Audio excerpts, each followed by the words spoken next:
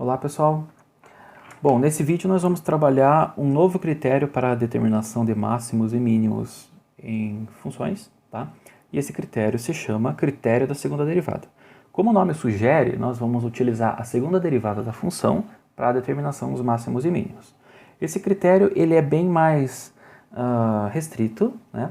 Nós só podemos utilizar eles nos pontos críticos no qual f' de x é igual a zero, ou seja, nos pontos onde existem a primeira derivada, né? Mas ele é um critério muito rápido, né? Por outro lado. O que diz esse critério, né?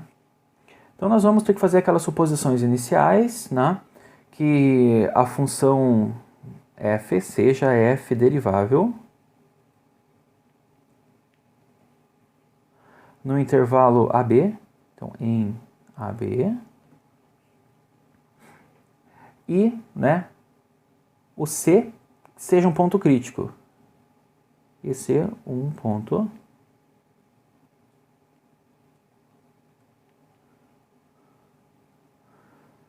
de, né, o f' de C igual a zero. Tá? Então, justamente aquilo que eu falei para vocês, né? Nós podemos aplicar esse critério quando existe a primeira derivada e ela é igual a zero. Né? O que vai acontecer? Nós vamos fazer a segunda derivada nesse ponto crítico, né? Então lá, se f duas linhas do ponto C for menor do que zero, né? Nós vamos dizer que C é máximo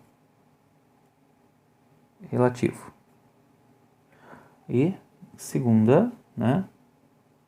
Se f duas linhas no ponto C é maior do que zero, C é o mínimo relativo, tá certo? Nós vamos ver que essa questão da segunda derivada ser maior ou menor do que zero está associado com o crescimento e decrescimento da primeira derivada, né? Que consequentemente está associado à concavidade da nossa função. Mas isso é matéria para outro vídeo, tá? Por enquanto, nós vamos só definir essa questão do critério da segunda derivada para encontrar máximo e mínimo, beleza? Então lá, ó, segunda derivada no ponto C menor do que zero, temos um máximo. Segunda derivada maior do que zero, temos um mínimo. É trocado mesmo, tá? Menor é máximo e maior é mínimo, tá? Porque esse f duas linhas de C menor do que zero está associado ao máximo, porque nós temos uma concavidade voltada para baixo, e o outro aqui, maior do que zero, concavidade voltada para cima. Beleza? Vamos rever um exemplo, tá? Que nós fizemos o cálculo lá para trás, deixa eu ver aqui, aquela funçãozinha lá. F de x igual a x ao cubo menos 7x mais 6. Se vocês viram os vídeos na sequência, né, a gente resolveu esse exercício aqui pelo critério da primeira derivada, nós encontramos que x1 igual a menos raiz de 7 sobre 3, nós tínhamos um ponto de máximo, e x2 igual a mais raiz de 7 sobre 3, nós tínhamos um ponto de mínimo relativo. Tá? Então, esses foram os pontos que a gente encontrou, né, lá no primeiro exercício. Bom, se a gente fosse resolver isso pelo critério da segunda derivada, nós não teríamos feito a questão dos intervalos de crescimento e decrescimento da função, nós sabíamos, né, apenas que a primeira derivada da função, né, pela ordem dos fatores lá, era 3x² menos 7, tá? Essa aqui é a primeira derivada, nós igualamos a zero e encontramos as duas raízes. Foi isso que a gente fez, né? A gente não sabia ainda o que era máximo e mínimo. Vamos aplicar o critério da segunda derivada para ver o que acontece, né, com esta função. Vamos lá. Então, se eu pegar aqui f duas linhas de x, quanto que dá a derivada segunda da função? A gente viu lá em derivadas sucessivas que a derivada segunda nada mais é do que a derivada da derivada primeira.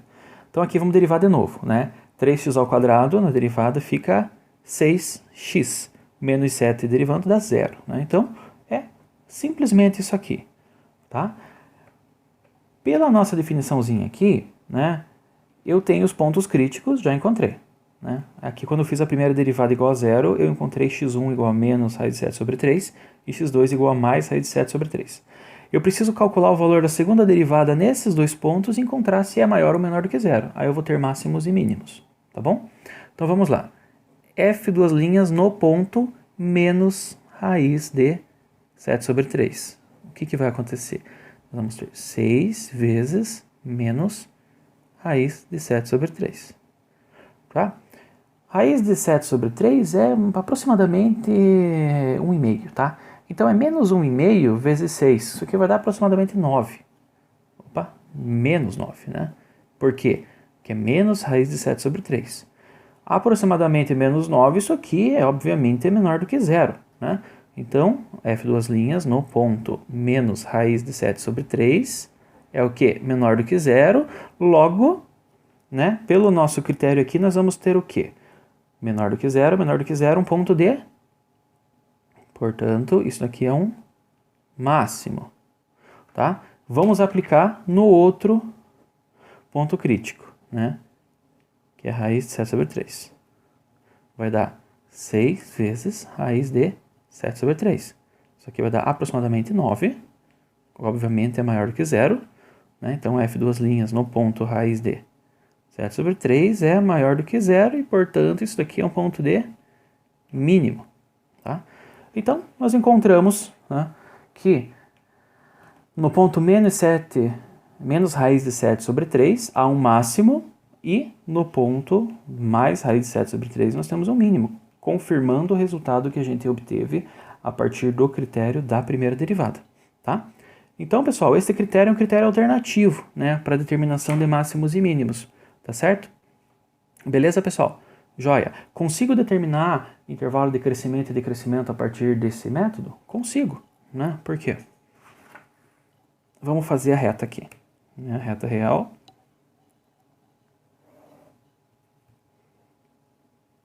X.